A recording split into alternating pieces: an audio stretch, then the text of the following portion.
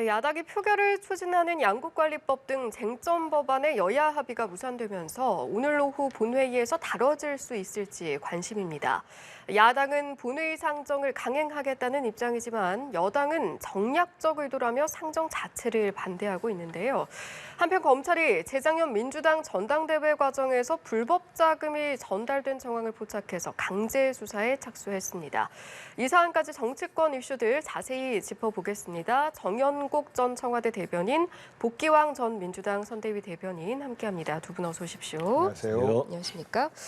먼저 양국관리법 재표결 이야기부터 한번 해보도록 하겠습니다.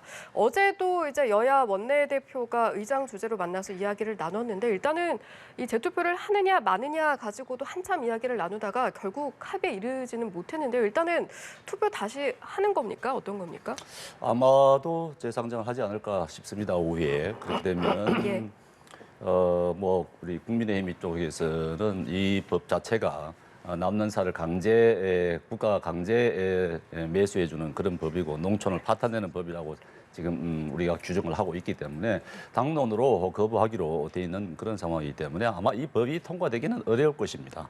아마 민주당도 통과될 것이라고 보고 아마 본회의 다시 올리지는 않을 것 같아요. 다만 이게 정략적으로 민주당에서 판단하고 하는 것 같은데 대통령이 거부권을 행사했기 때문에 그 부분에 대한 부담을 지우려고 하는 그런 의도에서 하는 것이 아닌가 싶습니다. 예. 이 양국관리법뿐만 아니라 또 간호법도 있는데 이건 역시 상당히 이제 정부에 부담을 주기 위한 당략적 지금 입법을 하는 것이 아닌가 하는 의심을 지울 수가 없는 것입니다. 예, 물론 오후 2시에 본회의가 시작이 되기 때문에 그 사이에 또 이제 여야가 합의를 해서 어떤 결과가 나올지는 아직까지는 단언할 수 없습니다만 일단은 재투표가 된다라는 가정하에 좀 질문을 드려보겠습니다. 정족수 조건을 보면 지금 민주당 전원이 다 찬성을 한다라고 해도 사실은 쉽지 않은 상황인데 그럼에도 불구하고 재투표로 향하는 민주당의 어떤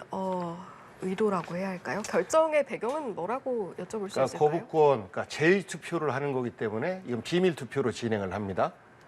그리고 현재 300명이니까 150명 이상이 참석한 가운데에서 3분의 2 이상의 동의가 되어야 이게 다시 가결이 되는 것인데 현실적으로 양당이 모두가 총동원령을 내렸을 때 국민의힘에서만 반대를 해도 3분의 2를 넘기는 불가능한 상황이죠. 그런데 우선은 현실적으로 볼 때 이 법안이 뭐 다른 법이다라고 그 정부와 국민의힘 쪽에서 왜곡을 하고 있는데 현실적으로 내놓는 대안을 보면 이 법안에 들어가 있는 내용들이에요. 그런데 왜 법을 못 만듭니까? 라는 의구심을 우리 농민들이 갖고 있거든요. 그래서 현실적으로 농촌 지역구에 그 국민의힘에 좀 유리하고 농촌 지역구를 가진 국민의힘 의원들이 상당수가 있어요. 그래서 이게 비밀 투표로 진행되는 거기 때문에 국민의힘 내에서의 그 다른 의견을 가진 분들이 제2의 그 가결을 해주는 이런 어떤 그 현상이 나타나지 않을까라는 기대를 하고요. 만약에 이것이 부결되었을 경우에는 농촌 지역구에서 국민의힘 의원들이 향후에 내년에 이제 총선이 1년도 채 안 남았는데 어떻게 농민들에게 거짓말을 시킬 것인지 아니면 또 다른 쌀값을 안정화시킬 수 있는 대안을 어떻게 말씀하실 것인지 굉장히 좀 답답해질 것입니다. 그래서 이 문제는 여야 어느 쪽에 유리하다라는 어떤 관점을 떠나서 농민들의 삶과 우리가 무기와 군대를 유지해야 되는 것처럼 기본 어떤 우리 그 식량인 쌀을 어떻게 안정적으로 공급하고 값을 안정화시킬 것이냐라는 측면으로 좀 바라보면 사실 거부권 행사한 것도 문제고 그리고 이 제2요구에 대해서 국민의힘에서 당론으로 농촌 지역구를 가진 의원들을 압박하는 저는 이 문제도 좀 문제가 있다라고 생각하고 현실적으로 거부권 행사가 유효한 이런 결과가 나오지 않을까라고 저도 전망을 하고 있습니다. 이탈표 가능성을 말씀해 주신 건데 사실 국민의힘에서는 지금 부결을 당론으로 정했잖아요. 이런 경우에도 이제 무기명 투표면 이탈표가 간혹 나오기도 합니까? 이탈표가 나올 것으로는 생각되지 않고요. 지금 뭐 농민들의 표 계산 때문에 지금 이 법을 만드는 것은 아니지 않습니까?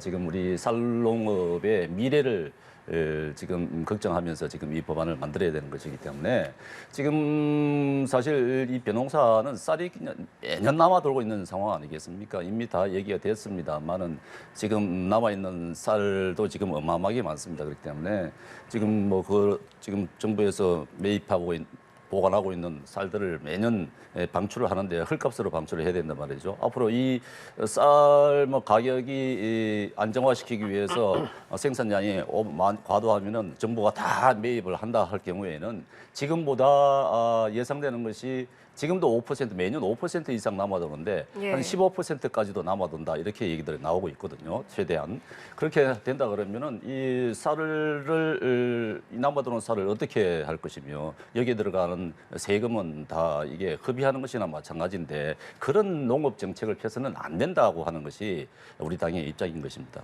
이것은 농업의 미래를 보고 하는 것이지 이게 당장 뭐 내년 선거를 앞둔 그런 정책은 결코 아니다. 그렇기 때문에 이 부분은 오늘 아마 표결에 가더라도 이탈표는 생기지 않을 것으로 봅니다. 예. 그렇다면 이제 말씀해 주신 것처럼 이탈표가 생기지 않았다 그래서 부결이 됐다라는 상황이라고 가정을 해 보겠습니다. 그때 민주당에서는 좀 어떻게 대응하실 생각이신지요? 두 가지 아니겠습니까? 하나는 우리 식량 주권을 지키지 않는 현 정부 여당의 행태에 대해서 국민들에게 알리고, 그리고 또 한편으로는 유사 법안을 또다시 만들어서 또 다른 개정안을 본회의를 통해서 또 시도를 하는 이 두 가지가 뭐 다 가능한 일인데, 현실적으로 이 유사 법안을 또 내는 것에 대해서는 결국 지루한 정쟁의 되풀이밖에 되지 않겠느냐라는 의견들이 조금 더 많은 것 같습니다. 그래서 대통령의 거부권과 정부 여당이 이 거부권에 동조하는 모습을 보인 것은 결국 우리 식량 주권을 포기하고 농민들의 쌀값 안정의 요구, 농민들의 삶의 요구에 대해서 거부한 것이다라고 스스로 인정한 꼴이기 때문에 그런 부분에 대해서 국민들과 농민들에게 알리는 이러한 이제 향후 작업들을 해 나가지 않을까, 이렇게 전망하는 것이 좀 맞을 것 같습니다. 예. 아무래도 이제 각 당에서 그 이후의 상황을 좀 예상을 하고 또 대응 전략을 세우고 있으실 텐데, 이제 민주당에서 이런 방향으로 간다면 국민의힘의 입장은 어떤 것일까요?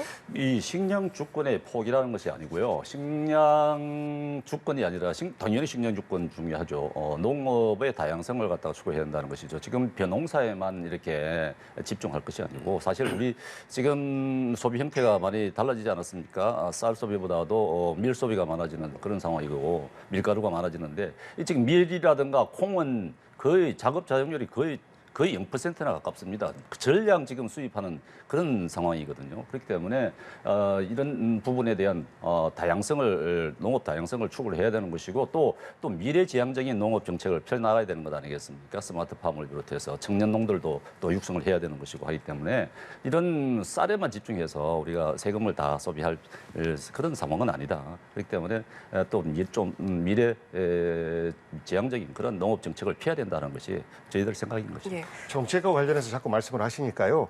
농업 정책의 기본은 쌀입니다.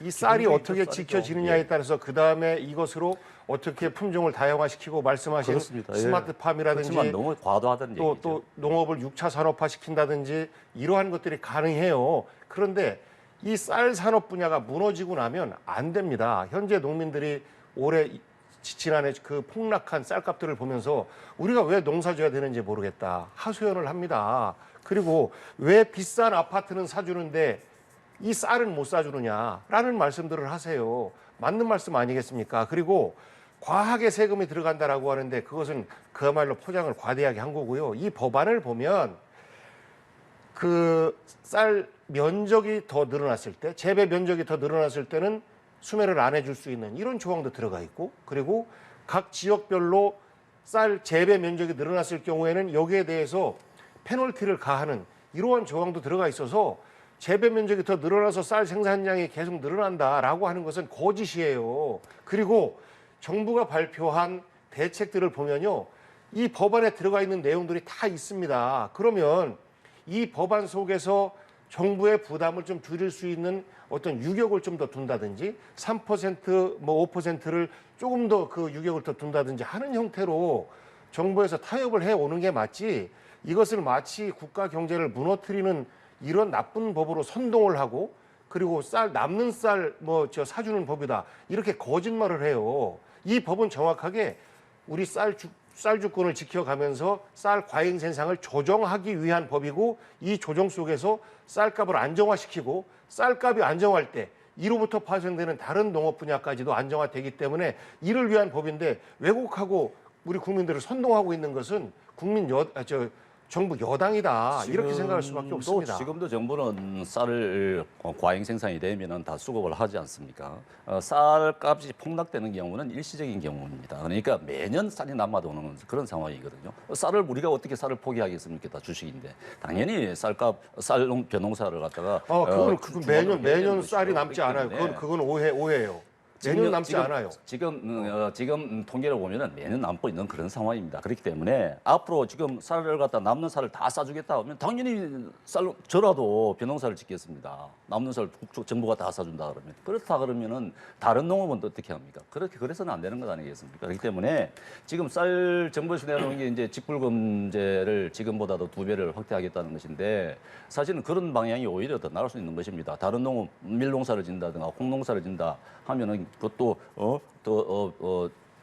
보조를 더 해줘서 네. 그런 방향 유도를 하는 그런 부분도 있는 것이고 하기 때문에 네. 쌀은 기본인 것이죠. 기본이지만 이게 너무 과잉이 되니까 하는 문제입니다. 알겠습니다. 그럼 제가 이 질문을 한번 드려보겠습니다. 이야기가 나온 김에 이제 정부가 내놓은 대책, 수매보다는 수급 균형을 통해서 좀 쌀값을 유지하겠다라는 관점에 있어서 어떤 의견을 가지고 계신지요? 맞는 말이죠. 수매보다는 수급 균형을 위한 다양한 정책들이 필요한데 그런 정책들이 법제화 시켜라라는 의미에서 이번 양국관리법이 다 들어가 있어요. 말씀하신 그 타작물 지원법, 이 부분이 윤석열 정부 들어서 이게 사실 시행을 안 하고 있습니다. 이명박 정부 때는 휴경농에 대해서 지원을 좀 해준 게 있었고, 그로 인해서 그 재배 면적을 좀 줄이려고 하는 이런 시도가 있었고, 또 문재인 정부 들어서는 타작물에 대한 지원을 충분히 해 주어서 쌀 농사를 짓지 않아도 다른 작물을 통해서 좀 더 나은 농가 소득에 오를 수 있는 이런 정책들을 시행을 했고 충분한 예산 확보를 했어요. 그런데 윤석열 정부 들어서 그걸 안 합니다. 그리고 작년, 재작년 연이은 풍년에 따른 어떤 수급의 과잉, 이것으로 인해서 쌀값이 폭락했어요. 문재인 정부 때는 이러한 그 수급 조정을 정책을 통해서 수급 조정을 했기 때문에 쌀값을 비교적 안정적으로 관리할 수 있었거든요. 그런데 이 관리를 윤석열 정부 들어서 포기하니까 결국은 법을 통해서 강제할 수밖에 없다라는 거예요. 지금 말씀하시는 수급 균형을 위한 여러 가지 방안들이 이 법안에 다 들어가 있다. 그런데 오로지 정부 여당에서는 남는 쌀 강제로 매입하게 하는 법이다라고 사실 왜곡하고 있는 것, 저는 이것은 정말 국민들에게 정직하지 못한 정부 여당의 모습이다라고 비판하지 않을 수 없습니다. 예, 반박하실 말씀이 있으실 것 같은데요. 아니요, 이건 말씀하신 주장의 되풀이인데, 사실은 계속 지금 우리 뭐 누구나 쌀 농사를 주로 강조를 안 할 수 있겠습니까? 당연히 우리 주식인데 쌀을 중시하는 것은 맞는 것이고요. 단지 이제 이런 과잉 생산될 경우 뭐 가격이 떨어질 경우에는 정부가 보조를 해주는 것도 맞는 것이고, 가격 너무 과잉이 생산될 경우에는 또 수급을 해서 정부가 보관했다가 방출하는 그런 형태는 지금도 계속 하고 있는 것입니다. 네. 정부가 기본적으로 해야 될 그런 부분이기 때문에 지금 이 법은 이제 너무 많은 쌀농사 쪽으로 너무 유도하는 그러한 법안이기 때문에 예. 이 쌀만 있는 것이 아니지 않습니까? 다양화시켜야 될 부분이 있는 것이기 때문에 지금 그래서 저희들은 이 법안을 반대를 하고 있는 것이죠. 알겠습니다. 이 사안과 관련해서 이제 정부 여당도 그렇고 민주당도 그렇고 또 각자 이제 국민을 위해서, 농민들을 위해서 꼭 필요하다라고 생각하는 쟁점이다 보니 쉽게 합의가 되지 않고 있고, 또 오후 2시에 본회의에서 어떤 상황이 될지 모르겠습니다만 이제 저희가 앞서 살펴본 정족수에 관한 부분 때문에 부결이 된다라고 했을 때 이 질문을 두 분께 드려보고 싶습니다. 윤 대통령이 거부권을 행사를 했고, 만약에 이번 재표결에서 부결이 된다라고 했을 때 국민 입장에서 봤을 때 정치적인 부담은 어느 쪽에 더 가게 되겠는가? 어떤 말씀하시겠습니까? 저는 이 부분은 좀 역사에 남을 것 같아요. 민생과 관련된 법안을 거부한 대통령, 그리고 그 거부한 대통령께 국회의원들도 국민의 대표인데 자기 지역구 사정이라든지 그리고 본인의 소신과 무관하게 대통령의 결정을 그대로 따를 수밖에 없는 이런 어떤 그 민주주의가 무너진 상황, 이것들이 저는 역사에 남을 거라고 봐요. 그리고 지금 현재 우리 국민들이 바라보고 있습니다. 쌀값? 이 문제는 쌀값이 아무리 올라도 밥 한 공기 200원 이상 원가가 들어가지 않는데, 이런 정도는 우리가 감내할 수 있는데 왜 이렇게 정부가 농민들에게 이렇게 각박할까? 결국은 이 부분을 가지고 양곡관리법이 통과되면 민주당이 정치적으로 이익을 얻을 것 같으니까 이것을 정치적 대립의 요건으로 만든 거예요. 대상으로. 그래서 윤석열 대통령과 정부 여당이 이걸 가지고 오로지 정치 싸움만 하려고 하는 소재로 활용을 하다 보니 지금 이 지경까지 온 건데, 이것에 대한 국민의 판단은 저는 정확할 것이라고 봅니다. 내년 총선에서 농촌 지역구에서 유리한 그동안 조건을 가졌던 국민의힘의 의원들에게 우리 농민들이 바보가 아니지 않습니까? 현명하지 않습니까? 그분들이 정말로 큰 심판을 내리지 않을 수 없다. 그리고 230만 농민이다라고 하지만 그 230만 농민들의 자제들이 또 우리 도시에 많이 살고 있습니다. 이분들 또한 농촌과 농민에 대해서 알고 있기 때문에 내년 심판에서의 매우 불리한 조건을 농촌 지역구를 가지신 분들, 그리고 여당에게는 불리하게 작용할 수밖에 없다, 이렇게 생각합니다. 이것은 선거의 유불리가 아니고요. 이 정치 싸움을 건다고 하는데 우리가 거는 것이 아니고 민주당이 거는 것이죠. 사실 이게 민주당은 지금 169의 거대 의석을 지금 10분 발의해서 하고 싶은 법안들을 다 만들려고 하는 것입니다. 이것은 충분히 여야가 토의를 논의를 해서 국민 정서에 맞게 국민 의견들이 충분히 반영이 된 법안들을 만들어내야 되는 것인데 민주당이 원하는 법안들을 만들려고 하는 것이에요. 지금 이뿐만 아니라 양곡관리법뿐만이 아니라 여러 법안들이 지금 직회부된 법안들이 지금 줄줄이 대기하고 있습니다. 지금 입법 폭거, 입법 독재라고 얘기까지 할 수 있는 부분들인데, 이런 부분들을 지속하다가는 아마도 국민들이 다 지켜보고 있는 것 아니겠습니까? 거대 의석의 힘을 발휘한다. 이거면은 나중에는 정말로 국민들의 심판을 받을 것이라고 생각이 됩니다. 알겠습니다. 이어지는 이제 법안들이 지금 간호법이라든지 이런 것들도 있지 않습니까? 간호법 같은 경우는 현재 국민의힘 소속의 최연숙 의원이 간호사 출신이시고, 사실 그분을 중심으로 해서 간호법 운동이 지속적으로 벌어져 왔었어요. 그런데 여당이 되더니 입장이 바뀐 겁니다. 그러면 민주당이 여당일 때는 사실상 매우 적극적으로 그 간호법 개정에 대해서 제대로 참여를 못했어요. 왜냐하면 이제 다른 이익단체들과의 충돌이 있기 때문에 조정 과정이 좀 필요하다라는 판단이었었는데, 지금에 와서는 이제 어느 정도 조정이 됐으니 통과해야 되겠다라고 해서 이제 이것도 상정을 앞두고 있는 상황인데, 국민의힘의 입장이 바뀐 겁니다. 자당의 국회의원이 간호사 출신이고 그분이 사실 앞장서서 개정을 주도했던 내용에 대해서까지도 지금 정쟁의 대상으로 보고 있는, 그래서 향후에 민생과 관련된 쌀, 그다음에 우리 의료, 이런 민생과 관련된 법안들을 지속적으로 국회에서는 상정하고 통과시키고, 여기에 대해서 대통령은 민생과 관련된 법안을 계속해서 거부하는 이러한 것들이 반복되지 않을까라는 큰 우려를 하고 있습니다. 간호법도 매우 중요한 법안이고요. 우리 당에서 완전히 반대한다 그런 것도 아닙니다. 사실 이것은 그 직군 간의 이해관계가 굉장히 얽혀 있는 부분이기 때문에 토의해야 될 부분들이 많은 것이죠. 그렇기 때문에 여야가 이 부분은 좀 더 논의를 하고 좀 이해 충돌이 좀 덜 생기도록 사회적 파장이 좀 부정적인 파장이 덜 생기도록 할 수 있는 방안으로 더 머리를 맞대고 했으면 더 좋은 것이죠. 그런데 이뭐저 토의가 논의가 안 된다고 해서 직회부를 해가지고 바로 통과시키겠다 하는 것은 폭력인 것이죠. 알겠습니다. 다음으로는 사실 도감청 의혹이 이 며칠간 굉장히 뜨거운 감자였는데 어제 외통에서도 이 이야기가 나왔습니다. 좀 어떻게 보셨는지 궁금하고 일단은 보면은 언급이 됐던 내용 중에 박진 장관이 좀 납득할 수 있는 결론이 나오게 노력을 하겠다라는 언급이 또 있었고 민주당은 초기 대응이 좀 굉장히 부실했다라는 지적이 있었거든요. 예, 저는 이 부분에 대해서 만약에 미국이 뭐 도감청을 했다고 밝혀진다든가 했을 경우에는 우리 정부가 당연히 미국 정부에 대해서 유감을 표명하고 사과를 요구할 수 있는 부분이죠. 당연히 그렇게 해야 되는 부분입니다. 그런데 이제 좀 더 좀 신중하게 접근해야 될 필요가 있는 것이 이제 외교 관계고 또 우리 동맹 국가하고 하기 때문에 이제 뭐 관점은 그런 것 아니겠습니까? 도감청이 있었느냐, 내용이 사실이냐 이런 부분인데 내용보다도 도감청 여부에 대해서 관심들이 많은데 미국 쪽에서 지금 법무부하고 국방부가 조사를 하고 있다는 것 아니겠습니까? 사실관계를 밝히겠다고 한 상황이기 때문에 아마도 미국 국방부 장관이 굉장히 적극적으로 나오는 것 같아요. 있는 사실들 그대로 다 지금 브리핑을 하고 있는 것 같은데 이 사실관계가 확인이 된다고 했을 경우 그래서 도감청이 있었다.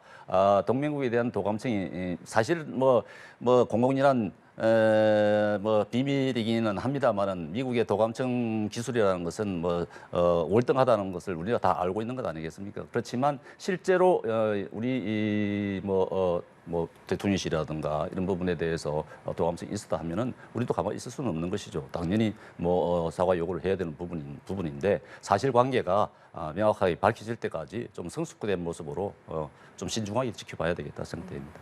저는 뭐 말씀하신 거에 대해서 굉장히 다행스럽다라고 생각하는데 그렇지 않은 정부 여당의 생각들이 좀 보이는 것 같아서 우려를 하고 있는 겁니다. 도감청 각 나라 간의 정보 전쟁 그리고 우리 외교부에 나가 있는 분들이 그 나라의 정보를 우리나라에 유리하게끔 가져오기 위해서 노력하는 분들 아니겠습니까? 그런 것처럼 정보 전쟁인데 도감청이라고 하는 것은 불법이잖아요. 잘못된 거잖아요. 더더군다나 동맹국가의 대통령실에 대해서 도감청을 했다라고 하는 것은 동맹 신뢰 구축에 있어서 매우 심대한 문제 제기입니다. 그래서 우리가 얘기한 것도 아니고 미국의 언론이 얘기했어요. 미국 언론이 얘기했고 여기에 대해서 미국 정부가 부인하지 않고 있습니다. 그리고 오히려 미국의 NSC 관계자라든지 그리고 미 국방부 관계자라든지 이분들은 인정을 해요. 그러면서 매우 심각한 문건이 공공에 유출되었다. 공공에 있어서는 안 되는 문건이 공공에 나와 있다라고 이야기를 합니다. 이것은 그들이 수집한 정보 자료가 시중에 나와 있다라는 거거든요. 그래서 미국은 현재 한국 정부, 한국 청와대 대통령실을 도감청 했느냐 안 했느냐를 중시 여기는 게 아니고 그 문건이 바깥으로 빠져나간 경로와 경위에 대해서 끝까지 수사하고 끝까지 조사하겠다라는 입장이에요. 한국 정부에 대해서는 아무 입장이 없습니다. 왜냐하면 한국 정부가 문제 제기를 안 하잖아요. 이거 아닐 거다라고 하고 김태호 차장 같은 경우는 심지어 악의적 의도는 없었다라고 얘기를 하지 않습니까? 결국은 도청은 했으나 미국이 설마 악의적으로 했겠습니까? 라는 말이잖아요.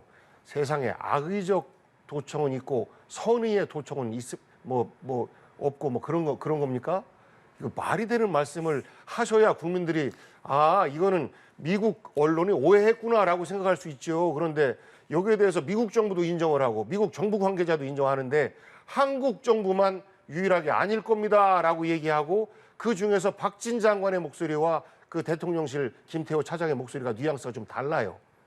이렇기 때문에 말씀하신 것처럼 이런 우려가 있을 때 이런 우려가 왜 나왔는지에 대해서 미국에서 조사해서 발표라. 한국 국민들이 걱정하고 있다라는 입장이 일성으로 나가야 되는데 이것을 거짓말이다 하고 무마하고 다른 곳으로 국면 전환시키기 위해서 급급한 이 모습을 보니까 국민들이 걱정하고 있는 것 아니겠습니까?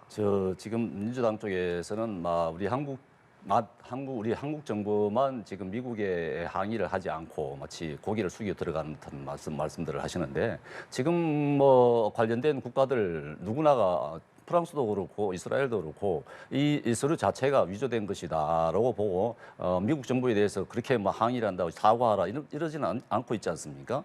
지난번에는 메르켈 총리 같은 경우는 사과하라고 얘기도 하고 했습니다. 프랑스도 요구하기도 하고 했는데 지금은 그런 상황이 아닌 것으로 지금 보고 있는 것이죠. 그렇기 때문에 지금 유출된 문건이 도감청에 의한 것인지 아니면은 말하자면 시긴트에 의한 것인지 휴민트에 의한 것인지 사실이 어떤 통로에 의해서 이런 문건들이 나왔는지 만들어졌는지도 지금 확실하지 않은 상황 아니겠습니까? 그렇기 때문에 제가 말씀드리는 거는 이게 앞서 말씀하신 대로 미국 입장에서는 이 문건이 왜 어떤 통로로 누구에 의해서 나갔느냐 하는 부분에 대해서 미국 쪽에서는 아마 관심이 더 많을 수도 있을 겁니다. 그렇지만 미국 정부에서 법무부 쪽에서 상세한 내용을 조사를 한 뒤에 발표를 하겠다고 했으니 그 부분을 보고 어떤 부분에 대해서 과연 우리 정부에 대해서 도감청을 했는지 대통령실에 대해서 도감청을 했는지를 확인하고 난 다음에 항의를 해도 충분하고 또 지금 우리 이제 야당에서도 지금 좀 주장하는 부분 가운데서 걱정을 해야 될 부분은 이 지금 외교 부분에 있어서 특히 안보 부분 아니겠습니까? 우리 대통령실은 정말 안전하냐 하는 부분에 대해서 안전 점검을 해보라고 하든가 좀 그런 부분에 대해서 이슈를 맞추는 것이 더 좋지 않을까 싶습니다. 지금 대통령실은 충분한 보완이 되어 있다고 하는 것이거든요. 그런 이런 내용이 미국 첩보기관에 접수될 정도로 우리 안보 시스템이 그렇게 허술하지 않다고 분명히 얘기를 하고 있는 상황이기 때문에 이 사실관계 전체가 나왔을 때 그때 얘기를 해야 될 부분이다 이렇게 생각합니다. 그러니까 이번 기회에 대통령실의 보안 강화를 위한 이런 계기로 삼자라고 하는 것은 당연한 말이고요. 미국의 관심은 당연히 미국 CIA에 있는 주요 그 정보가 어떻게 밖으로 나갔느냐라는 거에 맞춰져 있을 수밖에 없어요. 우리 국정원에 있는 매우 중요한 대북 정보라든지 외국과의 정보가 언론에 나왔다라고 하는 것은 어마어마한 사건 아니겠습니까? 관련자 다 문책이고 이건 그 정부에 대해서도 운영에 대한 책임을 물을 수밖에 없는 이런 상황인 거예요. 그래서 미국은 대한민국 정부와의 외교 관계보다 더 중요한 게 그들 CIA 정보 관리를 어떻게 했느냐 이쪽으로 관심이 갈 수밖에 없는 거고 그건 미국 사정이고 우리 입장에서 볼 때는 김성환 실장이라든지 그 이문희 그 의전비서관이라든지 이런 사람들의 구체적인 이름까지도 거명되는 이런 그 자료가 있다라고 언론에 나온 거고 그리고 상당 부분 그 위조 조작의 가능성이 있다라고 하는 것은 우리나라 게 아니에요. 그 자료가 우리나라 거는 그 위조 조작의 그 대상에 포함되어 있지 않아요. 그런데 다른 나라 자료들이 그렇게 돼 있으니까 우리 것도 가짜일 것이다. 그래서 도청 아닐 것이다라고 하는 것은 저는 미국 정부 관료조차도 부인하지 않고 있는 도감청 의혹에 대해서 우리가 피해자인 우리가 먼저 나는 안 맞았습니다 라고 상대방은 때렸다라고 얘기하는데 부인하는 꼴이라 정말 과연 이것이 제대로 된 주권 국가로서의 외교 관계를 형성해 나가는 바른 자세인가. 아무리 우리가 한미 정상 그 외교를 앞두고 있다 하더라도 거기에서 무엇을 가져올지 예를 들어서 이런 미국의 약점이 잡힌 거 아니겠습니까? 그러면 IRA에서 일부 고쳐주시오. 반도체 관련해서 우리한테 일부 유리하게 해주시오. 라고 한다든지 또 그 밖에 한두 가지를 얻을 수 있는 이런 기회로 삼고 미국이 공식 사과가 어렵다라고 하면 이런 의혹이 생긴 것에 대해서 유감스럽게 생각한다라는 정도의 말이라도 미국 정부로부터 받아내는 이런 것들이 외교입니다. 그런데 지금 국민들이 생각하는 것은 자칫 미국이 대한민국 대통령실을 도감청한 이 사건이 이번에 윤석열 대통령이 미국 의회에 가서 의회 연설을 하는 이런 기회가 혹시 잘못되지 않을까라는 우려 속에서 전전긍긍하는 이것이 바로 김태호 차장이 보여주고 있는 모습이에요. 그렇기 때문에 그런 국민들의 우려를 좀 씻고 정상적인 국가 간의 외교 관계로 돌아가서 제대로 된 어떤 그 국가로서의 의사표현 이런 것들을 해줘야 된다라고 생각합니다. 그런 부분에 대해서 전전긍긍해서 항의를 하지 않는다. 그런 부분은 맞는 것이 그건 잘못된 말씀이고요.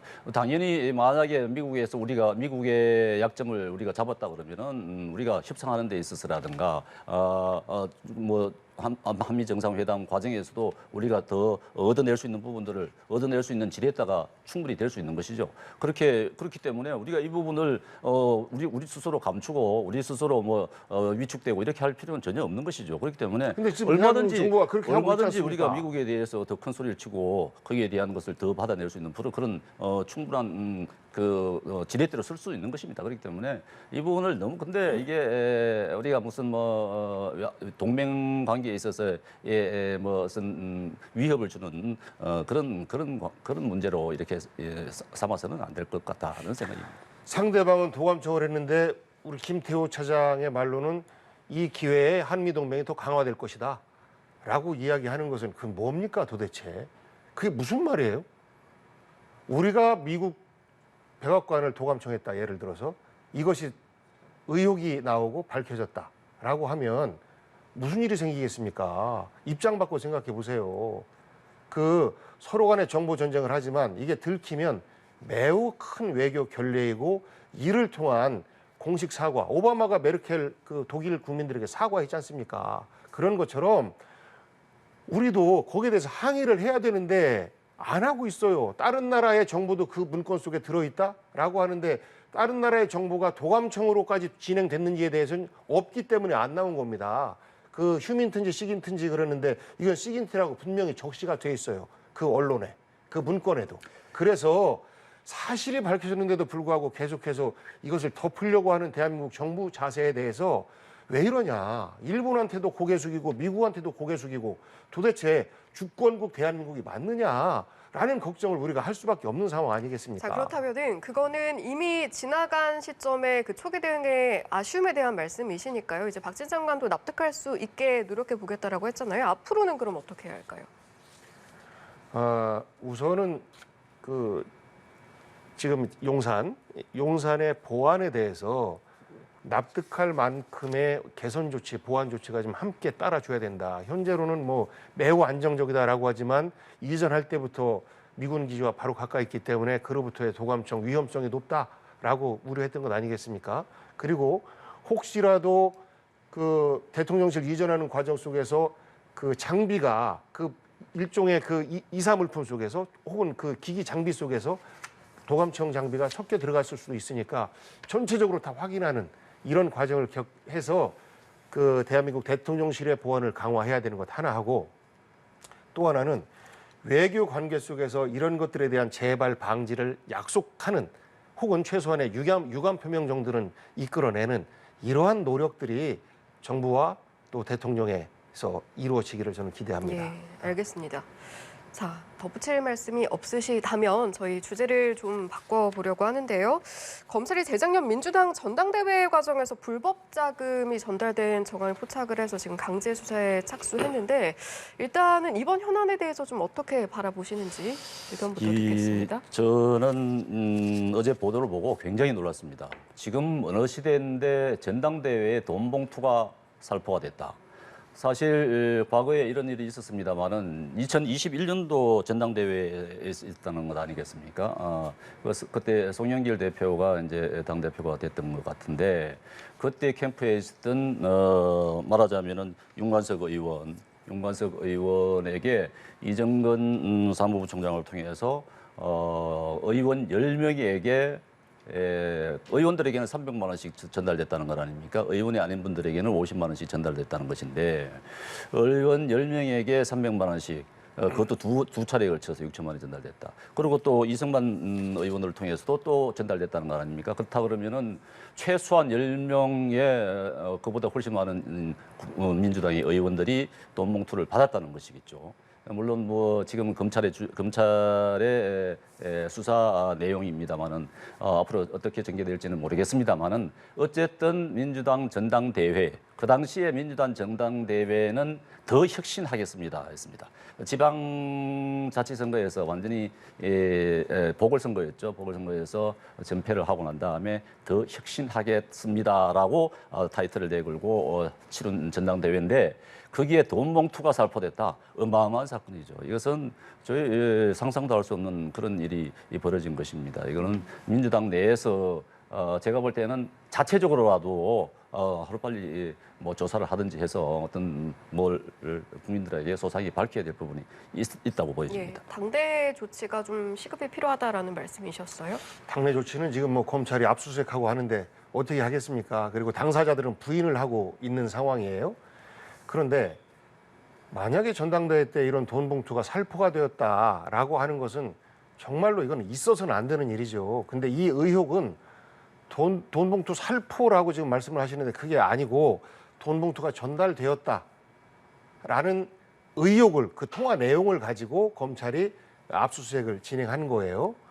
이걸로 누구에게 줬을지 안 줬을지 혹은 봉투로 뭐 저 대의원들에게 줬을지 안 줬을지 이거는 아직 안 나오는 이야기고 그럴 봉투가 가능성 준비가 됐고 전달을 해라 뭐 이런 내용이었죠.